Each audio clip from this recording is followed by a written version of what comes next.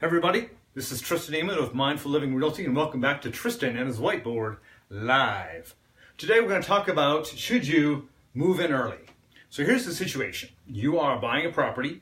Let's say your lease ends at the end of the month, but you don't close until the 15th of the next month. Should you then move in early before closing into the property that you're going to buy? Assuming, of course, that the seller is out and it's vacant, etc. So the answer here is not an easy one. It takes lots of thought form to make sure that everything's okay with everything. And we'll talk about a few of the problems associated with them for both the buyer and the seller in this situation. But regardless of what you decide to do, make sure that you put it in writing. So if you decide that you do want to try to move in early, make sure that you have a document, and most all of the realtors have a document that says, I'm going to move in early, here are the dates I'm going to move in, I'm going to put a certain amount of security deposit down, I'm going to pay so much rent so much rent per day for so many days, and then there are stipulations as far as what happens if you don't close, etc., etc., etc. Make sure, regardless of what you do, that you get it down on paper so both sides, both buyer and seller, have an understanding of what's going to happen. And definitely make sure, sellers, that you get a security deposit from your buyer. Here's the situation. The buyer's living in basically your house for 15 days. If something happens and they end up not buying your property, move out, and you don't have some kind of money in the bank to cover any repairs or damages that they might have incurred while they're in the property, you're out of luck. Sure, small claims court, etc., but at that time, it's just much easier to get your security deposit, make sure that you have something so that if something does happen, you got something to come back on. I had a situation once where it was a little bit different scenario. It was actually where the seller was the seller was allowing the buyer, how does this work now? Anyway, what happened was we had an agreement all worked out. When the seller was actually supposed to move out for the buyer to move in, previously it seemed like it was a great deal that the two had talked. They were working together well. It seemed like everything was happening just fine. So we put it together, contract, no rent, no security deposit. Well, things changed. Some communication got messed up. They both got mad at each other. So the next thing you know, the seller that's supposed to be moving out left the place in a complete mess. But since we didn't collect the security deposit, we had no recourse to go back after him and say, hey, pay for this. It was really disgusting. It was not a very good experience for anybody, and really surprising on some human behavior, that's for sure as well. So another thing to note on this, make sure that you understand insurance. As a buyer moving into a property early before it's actually yours, you can't get insurance on that property. It ain't yours.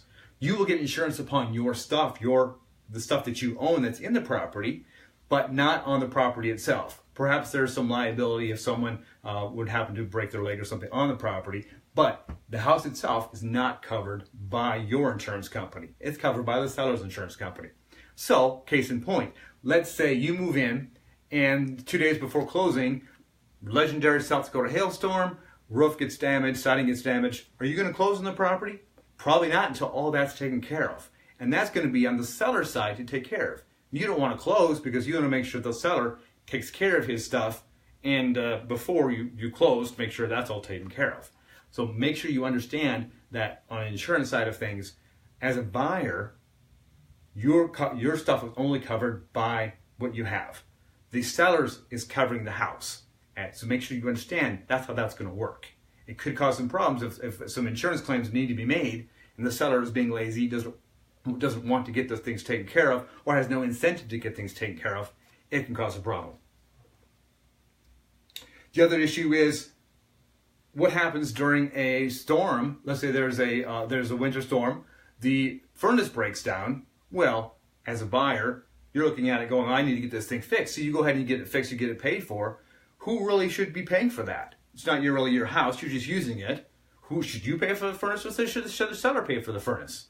I think you could argue either way, but finally at the end of the day, you need to make sure you understand that that could be a problem. Things like that need to be addressed and understood before you get into the scenario, and make sure that both sides are understanding what's going to happen if. And that's kind of where I put here number 3. I've just talked about those type of problems as well. When something goes wrong, something goes wrong. And here you are as a buyer, you're living in somebody else's house that ain't yours yet, And what happens if you lose your job? Suddenly you're in a house that's not yours and you got to get out in usually 5 days or whatever. Seller, what if your buyer that's living in your house, what if they decide they don't want to move out? Sure, you've got contracts, etc., but then there's a process of getting them out before you can put it back on the market. And then again, what if they damage the property? What if they don't damage the property? So lots of things to consider in this moving in early situation. That all being said, I've done a few. They've worked just fine.